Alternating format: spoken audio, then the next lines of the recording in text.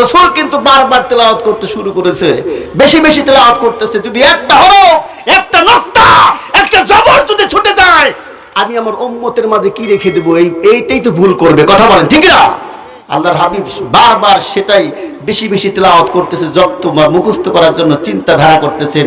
আল্লাহ পাক ডেকে বললেন, বন্ধু মুহাম্মদ, তোমাকে বেশি বেশি এত বারবার তেলাওয়াত করা লাগবে না, একটু কানটা ফালায়া তুমি শ্রবণ করো, আমি তোমার কলবে গেঁথে দিব। কথা বলেন। মুসলমান ইমানদার আল্লাহর গোলাম, আল্লাহর হাবিব বিশ্বনবী আমার কোরআনুল কারীম, আমি অত কথা বলতে চাচ্ছি না, শর্টকাট একটু কথা বলতে চাই। আল্লাহর হাবিব বিশ্বনবী মুহাম্মদুর রাসূলুল্লাহ সাল্লাল্লাহু আলাইহি ওয়াসাল্লাম তিনি কোরআনুল কারীম তেলাওয়াত করতেছেন। ভাইজান, আমরাও তেলাওয়াত করি এবং সাহাবায়ে কিরামও তেলাওয়াত করেছেন।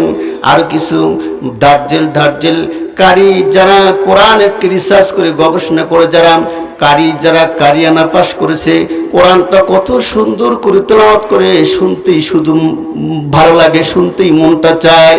মুসলমান ভাইরা আমার, বাবাজিরা, এই বিশ্বের মধ্যে সবচাইতে আন্তর্জাতিক কারি ছিল কারি বাসেত। নাম কি?